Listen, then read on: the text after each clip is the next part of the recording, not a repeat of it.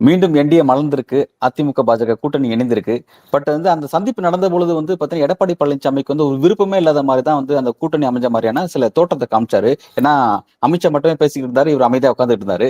இன்றைக்கு எடப்பாடி பழனிசாமி பத்திரிகையாளரை சந்திக்கும்போது ரொம்ப உறுதியா, ஆக்ரோஷமா சொல்லியிருக்கிறாரு. நாங்க யார் கூட கூட்டணி அமைக்கிறது எங்களோட விருப்பம் அது. டெல்லிக்கு எப்படி மோடியோ அந்த மாதிரி தமிழ்நாட்டுக்கு நான் அப்படிங்கறதா இந்த இந்த கூட்டணி அப்படின்ற ரொம்ப அழகா சொல்லியிருக்காரு.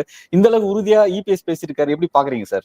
அன்றைக்கு அமித்ஷா பேசும்போது கோயலிஷன் கவர்மெண்ட் தாங்க சொன்னாங்க. இன்றைக்கு கூட புதிய தலைமுறையில அமித்ஷா அவர்களின் அந்த இந்தி பேட்டியை ஒளிபரப்பிட்டு என்கிட்ட அதுக்கு தமிழாக்கம் கேட்டாங்க. அதுக்கு முன்னாடி கருணேஷோட 2 பேரும் சேர்ந்து பேசணும். அப்போ கோயலிஷன் கவர்மெண்ட், அலையன்ஸ் 2 கடையில டிஃபரன்ஸ் இருக்கு. எல்லாருக்கும் தெரியும். அலையன்ஸ்னா கூட்டணி, கோயலிஷன் கவர்மெண்ட்னா கூட்டணி அரசு. அமித்ஷா இந்தியிலையும் பேசிட்டு இங்கிலீஷ்லயும் கோயலிஷன் கவர்மெண்ட்னு சொன்னாரு. காலையில கூட அதை மீண்டும் ஒரு முறை புதிய தலைமுறை ஒளிபரப்பி கருத்து கேட்டது. அப்ப அமித்ஷா சொன்னது அதுதான் அன்னைக்கு. அப்போ எடப்பாடி பழனிசாமி அவர்கள் அமைதியா தான் இருந்தார், எந்த கருத்தும் தெரிவிக்கல. கிட்டத்தட்ட 1 வாரம் ஆக போகுது.